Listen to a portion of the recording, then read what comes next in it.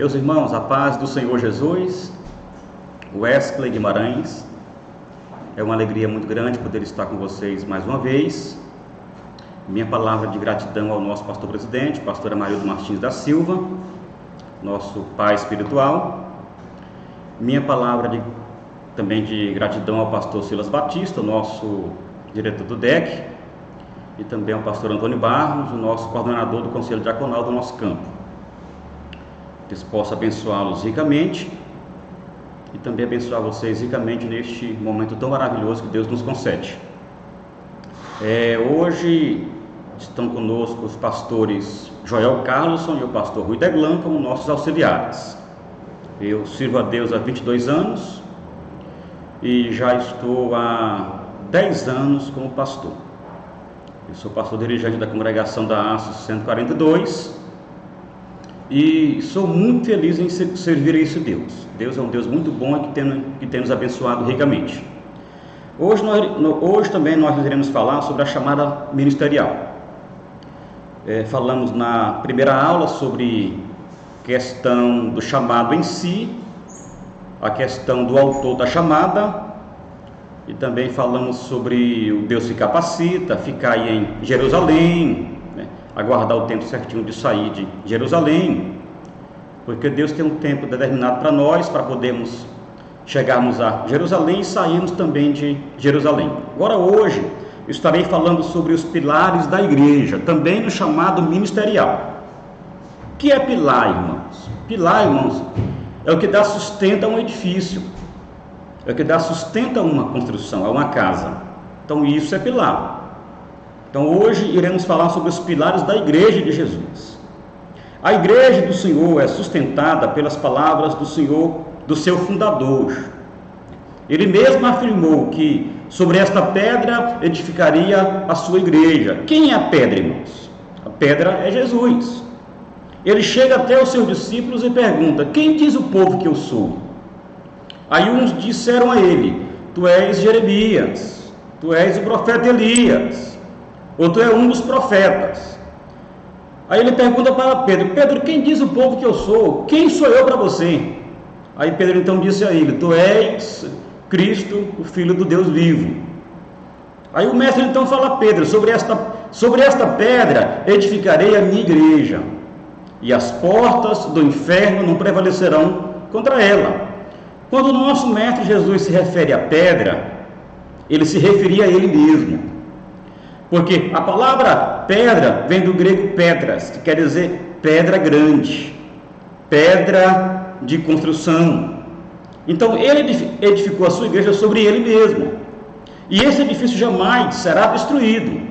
Então quando ele edificou a sua igreja sobre o seu fundamento, ele separou para si alguns apóstolos, que se tornaram colunas da igreja primitiva, a igreja de Jerusalém. Nós vamos encontrar que o apóstolo Paulo nos disse que Pedro, Tiago e João eram as colunas da igreja em Jerusalém. Então, eles eram os pilares da igreja em Jerusalém. Então, iremos falar um pouquinho hoje sobre os pilares da igreja. É o que dá sustento a uma construção, é o que dá sustento a uma casa, é o que dá sustento à igreja do Senhor Jesus Cristo, que criou os céus e a terra. E no quesito pilar, irmãos, nós vamos encontrar a questão da hierarquia, a questão da disciplina e a questão da unidade. Esses três quesitos estão inseridos no pilar da igreja de Jesus Cristo, nosso Senhor e Salvador. Porque para eu ter uma boa organização, para me ter um bom desenvolvimento em uma igreja, eu devo entender que ela deve ter hierarquia, ela deve ter disciplina e ela deve ter unidade. Aliás, esse é um princípio fundamental do nosso ministério de Madureira. É o princípio da hierarquia, é o princípio da disciplina e o princípio da unidade. Esses três princípios, eles formam uma igreja embalizada, uma igreja forte, uma igreja sustentada por Deus. Eu jamais posso ter uma obra bem desenvolvida, jamais posso enxergar uma igreja bem desenvolvida se não tiver esses três princípios. Estamos falando sobre os pilares da igreja. Então, para eu ter uma igreja bem desenvolvida, eu devo encontrar nela a hierarquia, a disciplina e a unidade. O que é hierarquia? O que é disciplina? O que é unidade? Então, iremos falar um pouquinho sobre isso nesse momento. Estamos na página 25 da nossa apostila. E vamos pegar por base, meus irmãos, as instituições militares, as organizações militares. As instituições militares são organizações baseadas em dois pilares muito sólidos: a hierarquia e a disciplina. A hierarquia impõe um ordenamento da autoridade legal, que é outorgada a todos os integrantes da força em posição de comando.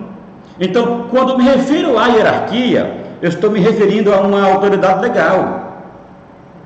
Já a disciplina é a obediência àquele ordenamento hierárquico. Então, esses dois pilares caminham junto, eles andam junto, a hierarquia e a disciplina.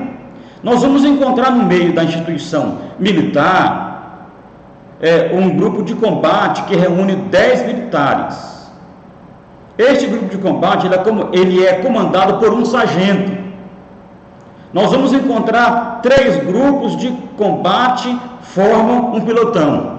E esse pelotão, ele é gerenciado, ele é comandado por um tenente. E esses 3 pelotões formam uma companhia, comandada por um capitão. E essas 3 companhias formam um batalhão, comandado por um coronel, comandado por um general do exército. Então, na instituição militar, nós vamos encontrar esta hierarquia. Você vai encontrar conosco que um grupo de combate é formado por 10 soldados, que é comandado por um sargento. Nós vamos encontrar também que a questão desses 3 pelotões, eles formam uma companhia. Nós vamos encontrar também que essas 3 companhias formam um batalhão. Então, é uma hierarquia onde, na medida em que vai crescendo, vai aumentando a questão das suas responsabilidades. E não é diferente também da nossa igreja não, meus irmãos. Este exemplo aqui da instituição militar é um exemplo muito claro, porque é uma organização muito boa, muito organizada, que consegue levar isso muito bem, a questão da hierarquia. Para ter sucesso, o comandante depende fundamentalmente do sucesso de seus subordinados. Para um comandante geral ter sucesso da sua companhia, no seu batalhão, ele deve ter fundamentalmente sucesso dos seus subordinados. Então nós vamos encontrar que um bom líder, ele é um bom líder quando ele tem os seus subordinados em uma posição de obediência, em uma posição de entender o processo em que ele quer que eles trabalhem. Então, muito bem, uma prática importante é o cuidado que os chefes mais antigos tinham, era de evitar chamar para si a responsabilidade pela execução das tarefas que deveriam ser feitas por seus líderes subordinados. Eles entendiam muito bem que eles não deveriam fazer tudo. Eles deveriam repartir as funções. Eles deveriam repartir para cada um dos seus subordinados a execução de tal tarefa. Assim eles teriam sucesso naquele batalhão, naquela companhia. Nós vamos observar que também assim a igreja do Senhor Jesus Cristo. A igreja também, meus irmãos, ela é da forma como é a instituição militar. Ela é trabalhada, ela é direcionada através da hierarquia, da disciplina e da unidade. Agora a igreja não poderá ser diferente. O batalhão é o campo. As companhias são as sedes das regionais. Os pelotões são as diversas igrejas. Observem só, na mesma característica dos militares, no quesito hierarquia e disciplina, também somos nós como igreja. Observaram que a partir do momento em que nós vamos encontrando questão de um crescimento entre os militares, vai aumentando a graduação, vai aumentando a responsabilidade, e também é assim com a igreja. O que é o campo? O campo, meus irmãos, é o batalhão. As companhias são as sedes regionais. Já os pilotões são as diversas igrejas que nós encontramos no nosso campo, no nosso exemplo, a cidade de Palmas, né? Nosso campo Nação Madureira. O comandante geral é o nosso pastor presidente. O comandante da companhia são os pastores regionais. Agora, o comandante dos pelotões são os diversos pastores das igrejas. O comandante geral, que é o pastor presidente, que é o pastor Amarildo Martins da Silva, ele comanda todas as nossas unidades, né, que são as igrejas, dando a forma que a missão deve ser cumprida, determinando a todas as unidades o objetivo a ser cumprido, quais os parâmetros a serem atingidos e quais são as condicionantes impostas, porque ele é o nosso líder, ele é o nosso pai espiritual, ele é a nossa autoridade espiritual. Então ele nos dá diretriz e nós, como seus subordinados, colocamos em prática, executamos. Então é assim que funciona a hierarquia, é assim que funciona a disciplina, é assim que funciona a igreja. A igreja de Jesus Cristo, ela trabalha desse modelo, ela trabalha em hierarquia, ela trabalha em disciplina e ela trabalha em unidade. Meus irmãos, a igreja, ela é regida por princípios, e princípios eu não posso quebrar na minha vida. Eu, como obreiro, eu, como servo de Deus, jamais posso quebrar um princípio na minha vida, porque o princípio foi construído por Deus para eu cumprir. Princípios não podem ser questionados, os princípios não podem ser anulados ou quebrados, porque o princípio da Bíblia tem que ser cumprido, e o princípio da paternidade espiritual existe. O nosso pastor presidente, ele é o nosso pai espiritual, e além também da nossa autoridade espiritual. Isso é princípio, e princípio, para mim ser abençoado por Deus, eu devo cumprir, eu devo guardar na minha vida, eu devo colocar em prática no meu dia a dia, no meu ministério. Então, meus irmãos, a igreja, ela trabalha na hierarquia, ela trabalha na disciplina e ela trabalha também na unidade. Então, para que possamos ter uma igreja abençoada por Deus, uma igreja próspera, uma igreja em crescimento, ela tem que trabalhar a hierarquia, a disciplina e a unidade. Agora, o que é unidade? Unidade bem diferente, é mais forte do que uma simples união. Há uma diferença básica entre a palavra unidade e a palavra união. Nós podemos estar juntos, no mesmo lugar, numa mesma igreja, e não sermos unidos. Vou te dar um exemplo. O exemplo que eu vou te destacar aqui através da apostila são as batatas. Eu posso ter um saco de batata cheio, elas podem estar no mesmo saco, mas elas são separadas individualmente e não estão em unidade. Elas estão juntas, mas não estão em unidade. Eu devo entender uma coisa: não é porque estamos juntos que estamos unidos. Há uma diferença entre unidade e entre união. Então, Deus quer que a sua igreja seja uma igreja unida, mas que vive em unidade, que tenha o mesmo princípio, que tenha a mesma visão, que tenha o mesmo caminho a seguir, porque o nosso pastor presidente nos deu a diretriz, ele nos deu o comando, ele nos deu o caminho a ser seguido. E nós, como seus subordinados, devemos acompanhar, devemos seguir na sua linha de raciocínio, na sua visão que Deus lhe entregou. Então, meus irmãos, a unidade, ela é diferente da união. Às vezes as pessoas estão juntas, mas não são unidas. Às vezes estão congregando no mesmo lugar, mas têm pensamento diferente, têm a mentalidade diferente. Deus não quer que nós estejamos no mesmo lugar e pensamos diferente. Deus quer que a sua igreja tenha o mesmo propósito. Nós vamos encontrar lá em Atos dos Apóstolos, capítulo 12, verso 43, que aquela igreja primitiva, ela perseverava na doutrina dos apóstolos, na comunhão, no partir do pão, nas orações, e havia temor no meio da igreja. Então, eu devo entender uma coisa: devemos estarmos unidos em um só propósito, numa só visão e numa só fé. Então, unidade, ela faz parte da igreja verdadeira do nosso Senhor e Salvador Jesus Cristo. Agora, Eu devo entender uma coisa: quando o saco de batata está no mesmo saco, né, completo, cheio de batatas, elas estão ali no mesmo lugar, mas elas não estão em união, elas não estão em unidade, elas estão em união, porque estão próximas umas das outras. Mas dentre as batatas sempre vai encontrar a individualidade de cada uma delas. Agora, eu devo entender uma coisa: as batatas deverão ser descascadas, deverão ser cozidas em água, deverão ser levadas ao fogo e em seguida deverão ser esmagadas ou amassadas completamente. É o famoso purê. Agora você vai observar uma coisa: aquele saco de batata que estava no saco, todas em união, agora serão descascadas, agora serão colocadas no fogo, depois serão esmagadas ou amassadas e transformarão-se em uma só unidade, uma só mistura. Por quê? Porque passou por um processo. A igreja de Jesus também é desse jeito.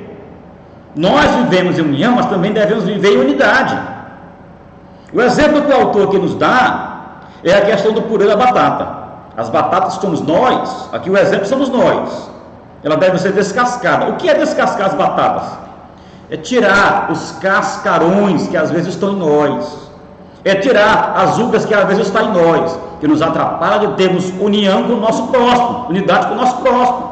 Às vezes estamos juntos, no mesmo lugar, mas devido às nossas individualidades, às nossas indiferenças, às nossas cascas, eu não consigo ter contato, não consigo ter união com a igreja em que eu congrego.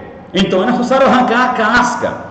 Para mim poder fazer um purê de batata, eu devo primeiro arrancar as cascas. O que é arrancar as cascas? É arrancar toda a indiferença que há em nossas vidas.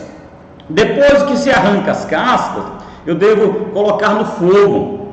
Isso aqui é interessante, irmãos. A nossa vida também é desse jeito. Quando Deus arranca de nós as cascas que há na nossa superfície, Ele depois nos leva ao fogo, porque o fogo purifica. E a Bíblia fala que nós seremos provados como ouro. O ouro, para poder passar por todo o processo e alcançar aquela robustez que ele possui, ele tem que ser passado pelo ouro, porque o ouro purifica. Porque o ouro, ele é purificado pelo fogo. Então, todo cristão, quando passa pelo fogo, ele é purificado.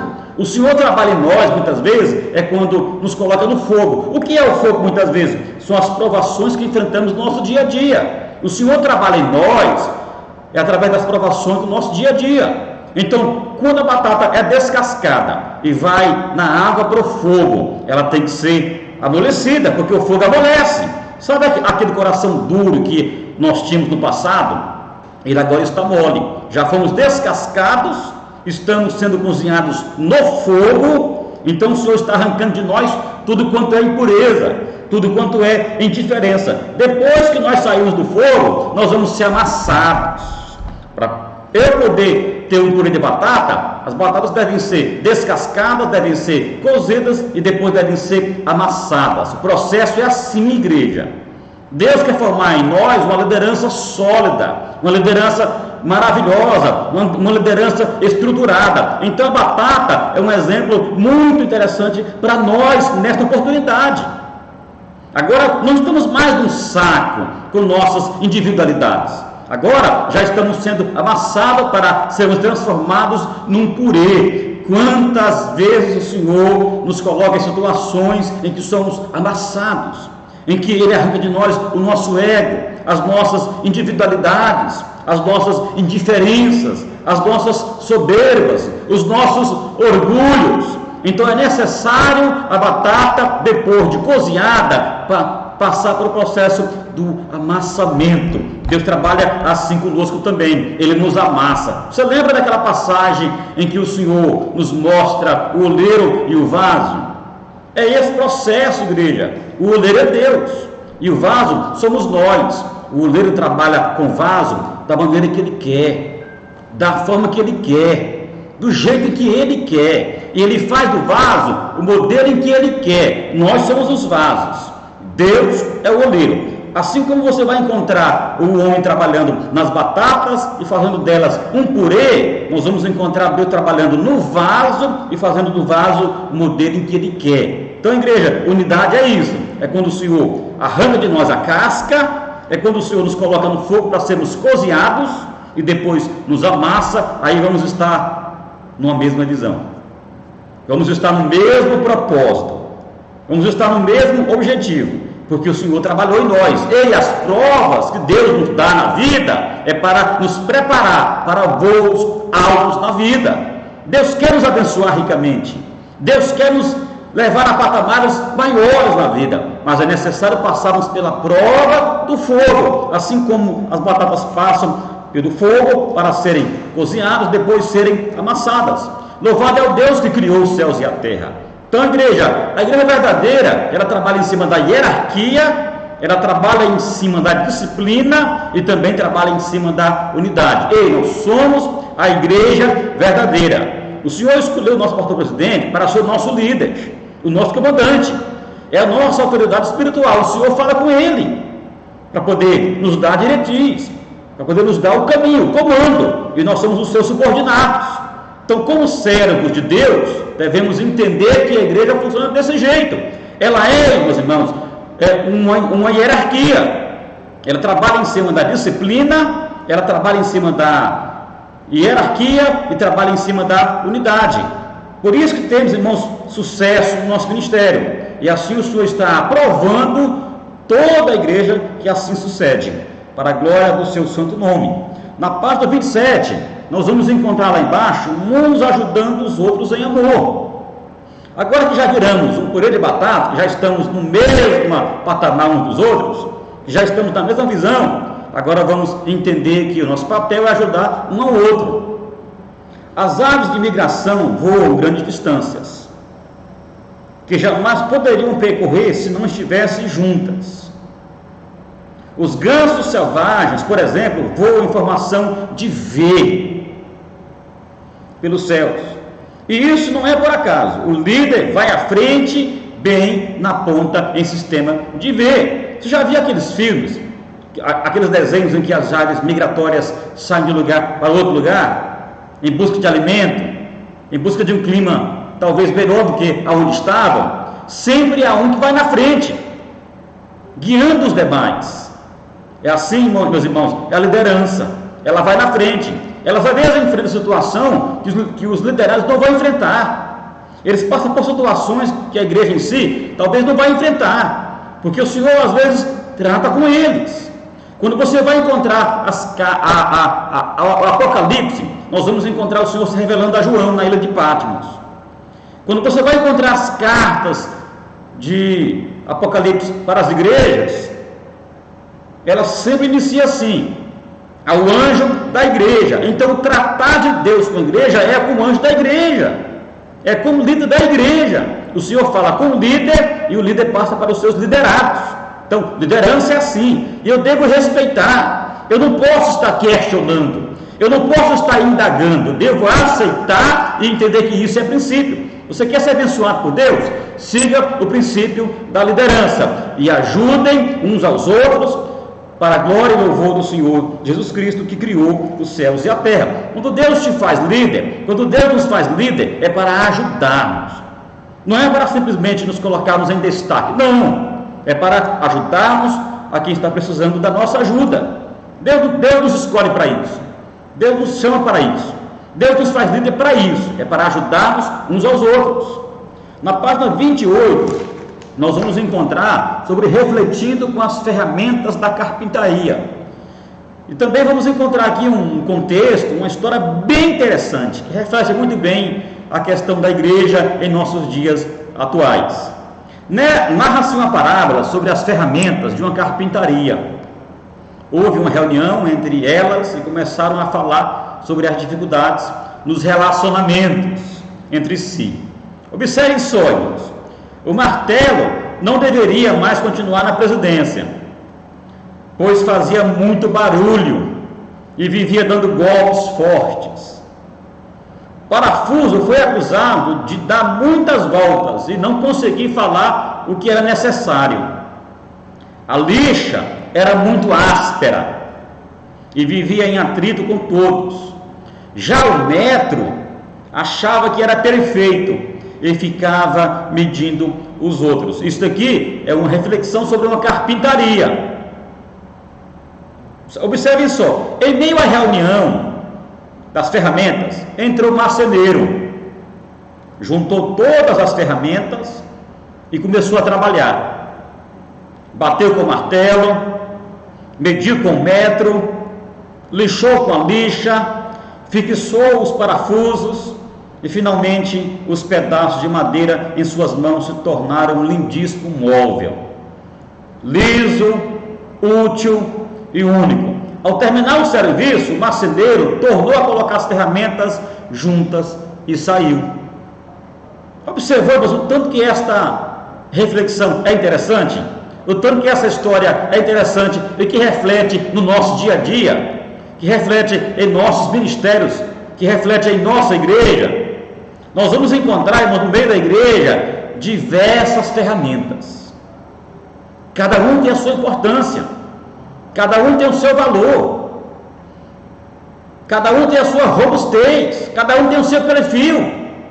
Eu não posso dizer que o martelo não tem a sua importância, eu não posso dizer que a lixa não tem a sua importância, eu não posso comentar que o parafuso não tem a sua importância, eu não posso dizer que o metro não tem a sua importância, porque todos têm a sua importância na mão do marceneiro. Quem é o marceneiro, igreja? É Deus. Quem são as ferramentas? Sou eu e você. Deus trabalha com as ferramentas da carpintaria. Entenda uma coisa, por mais que nós sejamos indiferentes, por mais que nós tenhamos perfis diferentes, todos nós somos úteis no reino de Deus. Você tem a sua capacidade, eu tenho a minha capacidade, eu devo respeitar cada um no nosso meio. Nós, como líderes, devemos respeitar os nossos liderados que estão conosco, respeitar nossas diferenças e nossas individualidades, porque por mais que cada um tenha a sua função, se juntarmos todos, vai gerar ali um móvel muito bonito. Se nós nos unirmos, nós vamos alcançar muitas vidas do reino das trevas para o reino da luz. Então, cada ferramenta na carpintaria de Jeová tem a sua importância. Você pode ser o martelo, você pode ser a lixa, você pode ser o metro, você pode ser o parafuso, mas quando tudo isso vai parar na mão do marceneiro, forma-se um móvel muito bonito, forma-se um utensílio para uma casa muito bonito. Então, é assim que Deus trabalha no meio da igreja. Cada um tem a sua importância. Olha, Paulo compara a igreja como um corpo humano, onde todos têm a sua função e são importantes à vida em todos os sentidos. Você vai encontrar na carta de Paulo aos Coríntios que a igreja ela é comparada ao corpo do ser humano. Eu não posso dizer no corpo do ser humano que cada membro é mais importante do que o outro, porque cada um tem a sua função, cada um tem a sua importância. Por mais que às vezes o dedinho pequenininho ele parece ser para nós insignificante, mas ele tem a sua função, ele tem a sua importância. Então, numa igreja, cada membro tem a sua função, tem a sua importância. Eu não posso dizer que o fulano de tal não tem importância, que o ciclano não tem importância. Cada membro no corpo de Cristo tem a sua importância. Cristo é o cabeça da igreja e nós somos os membros do seu corpo. Eu e você somos membros do corpo de Cristo. E Deus quer nos usar, igreja. Deus quer nos usar. Eu não sei qual que é a parte que você é como membro na casa do Senhor. Não sei se você é o olho, se você é a boca, se você é o nariz, se você é o ouvido, não sei. Mas eu sei que cada um tem a sua importância. Observe só, o nosso corpo, né, como ser humano. Se eu corto o dedinho do pé, eu vou no mar, né, corto o dedinho do pé, entra um espinho no meu dedo do pé. Se eu não tratar, vai inflamar todo o meu corpo. Observem só, o espinho entrou no dedinho do meu pé, lá embaixo, mas a inflamação é de todo o corpo. Então, se um membro do corpo sofre, padece, toda a igreja sofrerá. toda a igreja também vai padecer, porque estamos ligados uns nos outros. Nós estamos ligados uns nos outros. Deus, irmãos, é o cabeça e nós somos os membros desse corpo. Então, cada um tem a sua função. O apóstolo Paulo, ele é bem enfático, ele é bem categórico em comparar a casa do Senhor como o corpo de um ser humano. Cada membro do corpo tem a sua função, tem a sua significação. Então, eu não posso dizer que um membro tal não tem a sua função, porque cada um tem a sua importância no corpo do ser humano. Então, você tem a sua função, eu tenho a minha função, cada um tem a sua função, e assim iremos nos unirmos para termos um corpo sarado, um corpo sadio, que glorifique, que exalte o cabeça, que é Jesus, que é Deus nas nossas vidas. Louvado é o Senhor que criou os céus e a terra. Na página 28, nós iremos falar um pouquinho sobre a liderança no ministério. E liderança segundo o apóstolo Paulo. Qual será que é a visão da liderança do apóstolo Paulo?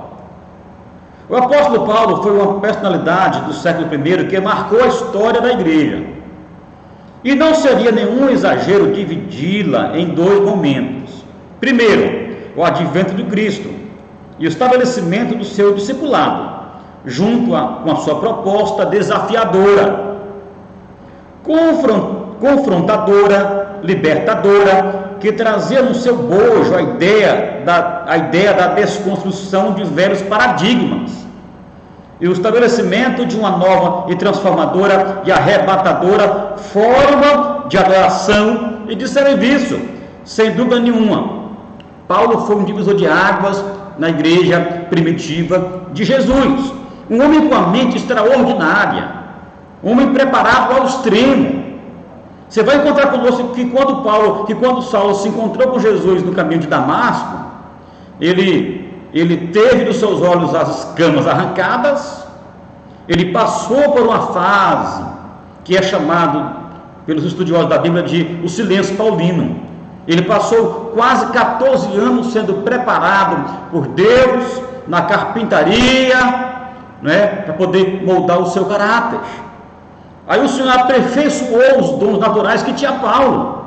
O Senhor lhe encheu do Espírito Santo. Agora você vai encontrar que Paulo, ele quebra velhos paradigmas que havia na mente de muitos outros apóstolos.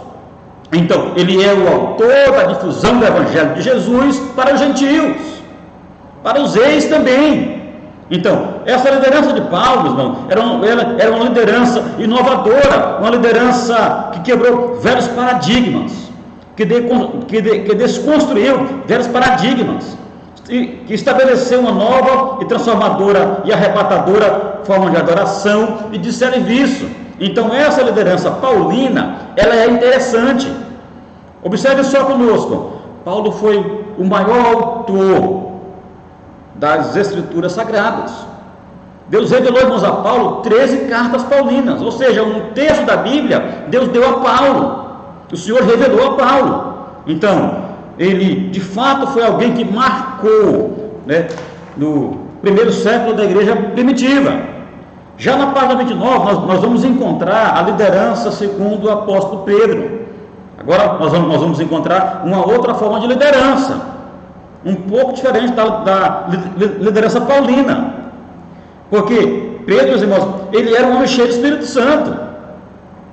Você vai encontrar conosco que o Senhor usava Pedro para fazer milagres extraordinários. Pedro, ele tinha um contato com Deus diferenciado dos demais.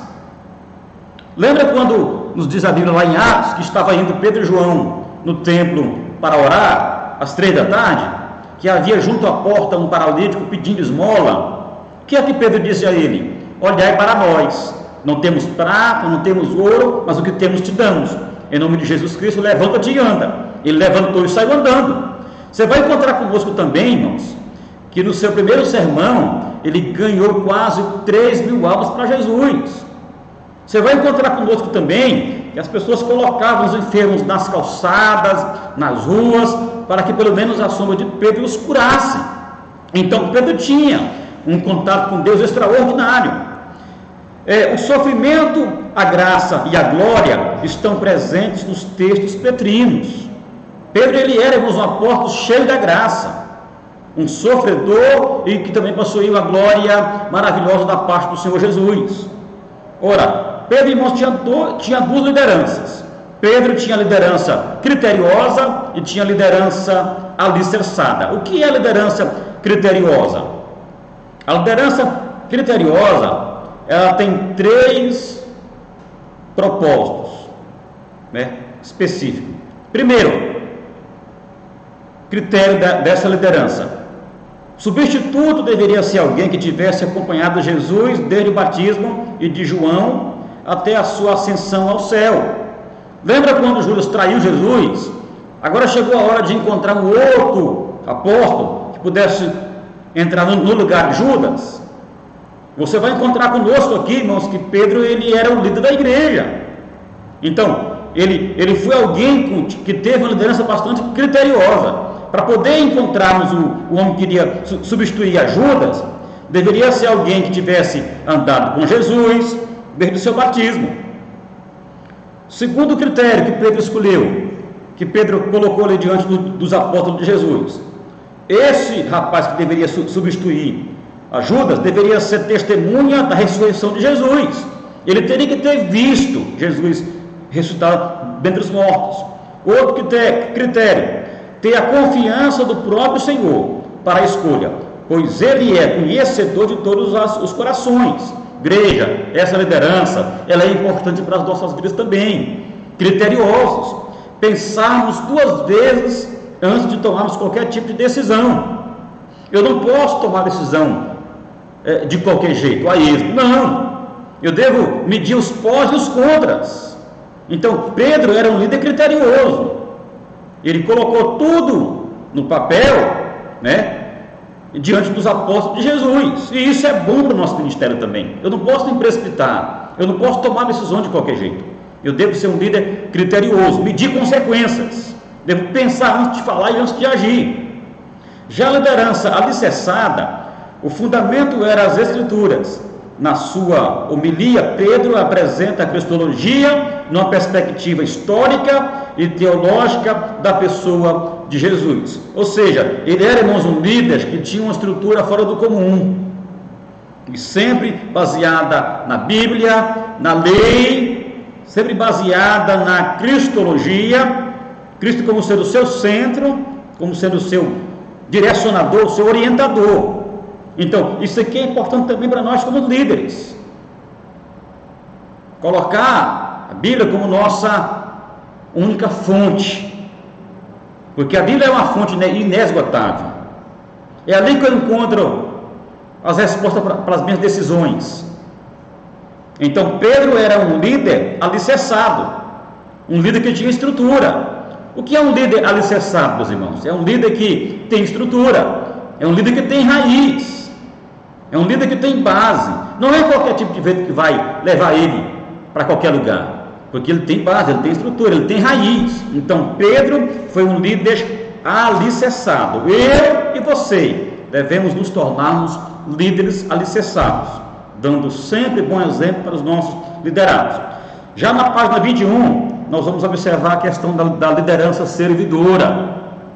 Já vou logo adiantando, essa questão de liderança servidora está em escassez do nosso meio, no nosso século 21, porque ninguém mais quer servir, irmãos. É o resgate da liderança servidora. Observem só, irmãos, porque o Filho do Homem também não veio para ser servido, mas para servir e dar sua vida em resgate de muitos. O propósito do nosso Mestre Jesus foi esse. Ele não veio para ser servido, ele veio para servir. O que acontece é que eu tenho visto, que nós temos visto, muitos e muitos líderes querendo status para si, querendo sucesso, querendo ser a pompa, a última coca do deserto. E Deus não quer isso de nós não, igreja. Deus quer que nós sejamos líderes servidores. Você quer ser grande diante de Deus? Então sirva. Você quer ser abençoado diante de Deus? Então sirva. Esse, irmãos, é um princípio dado por Deus que nós devemos seguir como igreja de Jesus. Liderança servidora. Na atual conjuntura, podemos dizer que estamos vivendo uma crise. não de líderes, mas de liderança. Porque alguém está no comando não quer dizer que as pessoas irão ouvi-lo ou fazerem o que diz. Entendemos que o líder é aquele que está no comando, mas isso não significa que necessariamente tenha liderança, pois existem muitos líderes que não possuem um espírito de liderança. Então, há uma diferença básica entre ser líder e entre ser liderança. Líder é aquele que está no posto. Liderança é aquele que mostra através do exemplo. É aquele que conquista através do exemplo os seus liderados. Na página 32, que é a próxima página, nós vamos encontrar aí a definição básica de líder e de liderança. O que é o líder? É o indivíduo que chefia, comanda, orienta em qualquer tipo de ação, seja no campo empresarial, político, eclesiástico, familiar ou no campo das ideias. Então esse é o líder, ele foi empossado no departamento como líder, ele é o líder. Já a liderança é a qualidade do líder. Definição específica: é a capacidade de envolver, de influenciar pessoas, podendo ser nata ou desenvolvida. Observem só, devemos nos tornarmos líderes, mas acima de líderes, liderança, porque a liderança ela influencia através do nosso exemplo do dia a dia. Agora nós iremos destacar alguns tipos de estilo de liderança, né? Existem vários modelos de liderança, não é somente um modelo, são diversos modelos. Talvez aqui você vai detectar qual é a sua forma de liderar. Qual é o seu estilo de liderar? E cada um deles tem seus pontos positivos e negativos. Todo líder precisa se preocupar com o nível, o alcance de sua liderança. O estilo de liderança que você imprime define onde você quer chegar como líder. Os principais tipos de liderança são, em primeiro lugar, a liderança centralizadora. O que é essa liderança centralizadora? Essa liderança é caracterizada pela autossuficiência. O líder procura fazer tudo sozinho, sem a ajuda das pessoas que auxiliam, ou pelo menos estariam ali para auxiliar. Você conhece alguém desse jeito? Você já viu algum líder desse jeito? Ele é centralizador, tudo é ele que faz, tudo é ele que sabe. Esse tipo de liderança tem um grande perigo. Sabe qual que é o grande perigo? De ficar isolado, de ficar só. Eu vejo que isso não é bom para nós. Essa liderança centralizadora, ela não é bom para nós, porque demonstra em nós uma autossuficiência. Só nós sabemos, só nós conhecemos, porque se eu não fazer, não vai sair bem feito. Se o fulano não fazer, não vai sair bem feito. Só ele sabe fazer. Então isso não é bom para nós, igreja. Esse tipo de liderança não é uma liderança perfeita que o Senhor tem preparado para nós, não. Qual que é o segundo tipo de liderança que eu vou destacar a vocês neste momento? É a liderança coercitiva. O que é esse tipo de liderança? O líder com estilo coercitivo influencia as pessoas através da punição e lidera através da ameaça. Isso aqui também é terrível, igreja. Só lidera através de ameaça, através de palavras duras. Essa liderança coercitiva não terá sucesso em momento algum na sua vida. Qual que é o outro tipo de liderança que eu vou destacar a vocês? É a liderança autoritária. É caracterizada pelo excesso de poder, uma espécie de poder absoluto e inquestionável. Ninguém pode questioná-lo, ninguém pode indagá-lo, porque só ele tem o conhecimento. Ele é o dono da verdade. Então, a autoridade só pertence a ele. E isso não é bom para nós também não, igreja. Isso é ruim. Você já viu um líder autoritário em nossos dias ter sucesso? É muito raro. Porque o povo do século 21 raramente vai aceitar esse tipo de liderança. Porque estamos na era do conhecimento, igreja. Então, isso não é bom para nós. Já o outro tipo de liderança que eu vou encontrar aqui é a liderança liberal. O que é a liderança liberal? É o tipo de liderança chamado de laissez-faire. traduzido do francês para o português, é deixar fazer. É o chamado deixa como está para ver como é que fica. Sabe aquele líder que não está nem aí? Da forma que tocar, ele está indo? Isso não é liderança não, igreja. As coisas nunca vão sair bem feito dessa forma. Esse líder liberal, ele jamais vai ter sucesso no seu ministério. Porque ele é um líder relaxado. Ele é um líder que deixa todo mundo à vontade, da forma que querem. Lembra de Arão, quando Moisés subiu ao monte Sinai para receber de Deus ali as pedras do mandamento da lei? O povo pressionou Arão e Arão fez a vontade do povo. Então, esse tipo de liderança aqui, liberal, não é bom para nós não. Agora, uma outra liderança, é a liderança paternalista. O que é essa liderança? É aquele tipo de liderança na qual se trabalha motivado por simpatias e empatias. Geralmente esse tipo de líder obtém apoio apenas dos seus preferidos. Sabe aquele líder que tem a sua patotinha, o seu grupinho? Ele também não terá sucesso não, porque ele está sempre fazendo acepção de pessoas. Então esse tipo de liderança não é bom para nós também, porque jamais vamos ter sucesso no nosso ministério.